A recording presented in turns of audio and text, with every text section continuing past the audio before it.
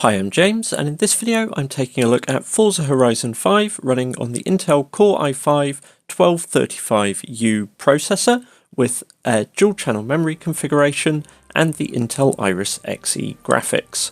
The game is being run at 1080p but with balanced render scaling to reduce the 3D resolution and the low detail preset. And going first of all into the game's built-in benchmark mode, and what we're going to see is that through the test we get an average frame rate of 32 frames per second. However, it is worth noticing, particularly in this early section at night in town, frame rates do regularly drop below 30 frames per second to around 26 to 28 frames per second at points.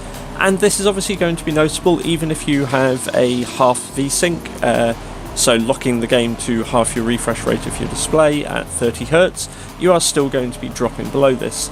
If you look at the checkpoint markers in the sky as well, you can see that even with the latest Intel drivers, we are still suffering some minor rendering issues on this Iris Xe graphics, where you can see there's some weird transparency going on around the text in the sky, and you can see that in some other places when you are playing the game as well. So overall performance is reasonably acceptable on this.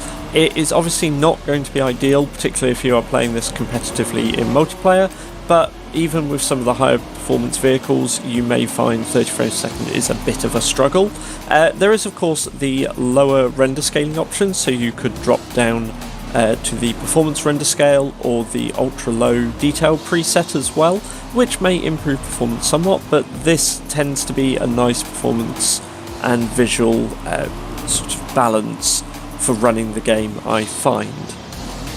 We also have some gameplay footage recorded after the benchmark completes and gives the results, so do have a look at that. In gameplay I found that frame rates were similar to the benchmark test.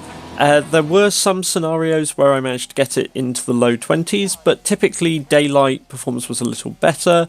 It really depends whether you're in sort of cities, night times. That is when the game seems to struggle most, when you have multiple light sources. But in the more open sections of the environment, it tends to be a bit better. So I hope you found this video helpful. Do let me know what else you would like to see me testing in the future. Hit subscribe if you'd like to see more videos as we post them, and hit like if you found it useful.